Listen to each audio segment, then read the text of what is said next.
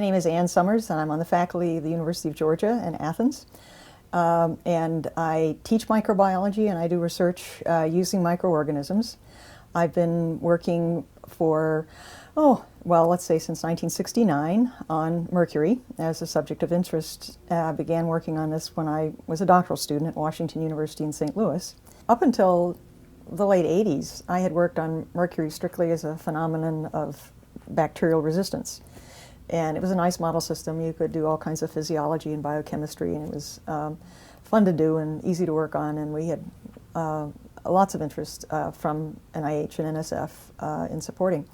And I remember very distinctly, it was a winter afternoon in December, I think, that I happened to flip open a copy of the FASEB Journal, which is a general life sciences, medically oriented journal.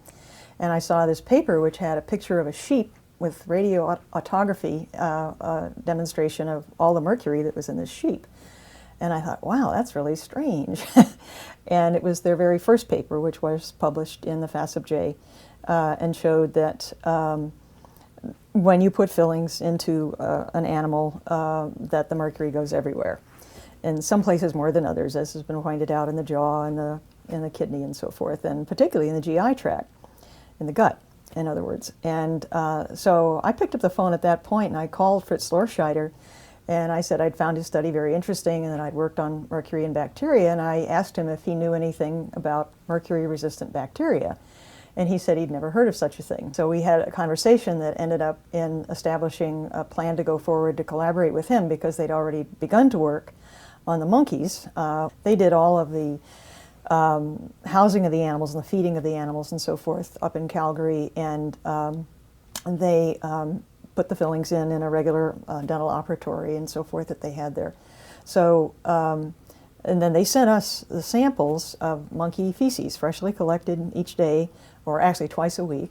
We then immediately did bacteriological work on them that allowed us to see the two things that we were particularly interested in were how many of the microorganisms that we were cultivating, and we cultivated three different types of bacteria from the monkey feces, and we had a way to figure out how many of them were mercury resistant and what proportion were mercury resistant of the total, and what proportion also carried antibiotic resistance genes.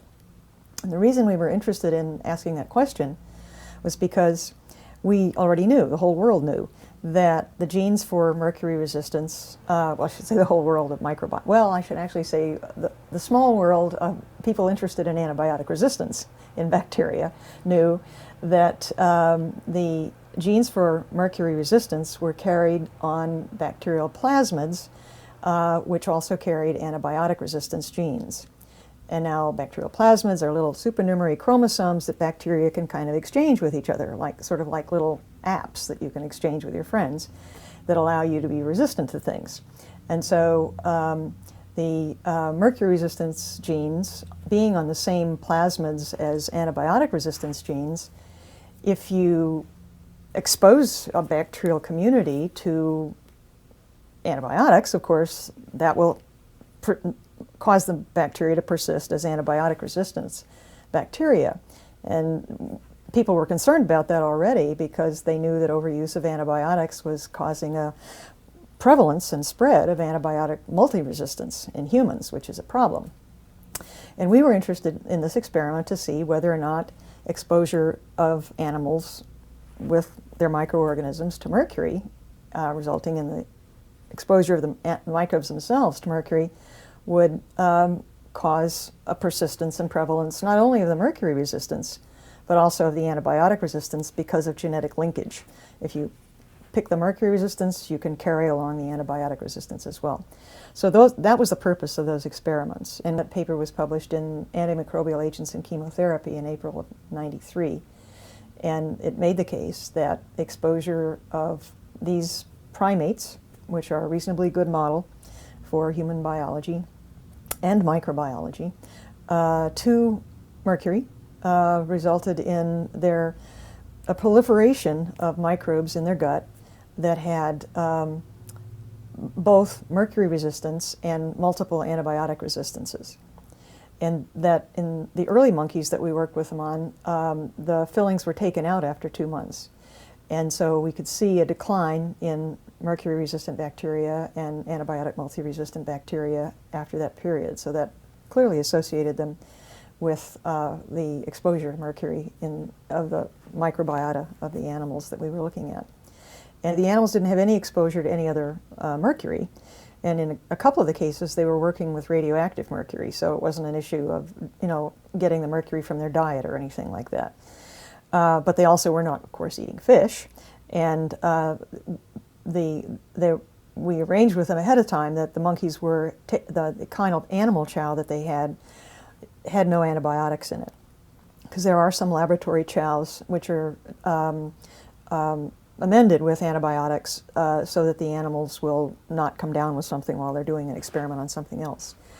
So we have data on the development of mercury and multiple antibiotic resistance in the normal flora, and that included both the oral flora as well as the GI tract flora in these animals that had amalgam fillings, and the only source of mercury was from the amalgam fillings. And so in all those cases, there was a proliferation of antibiotic multi-resistance along with mercury resistance subsequent to the installation of the fillings.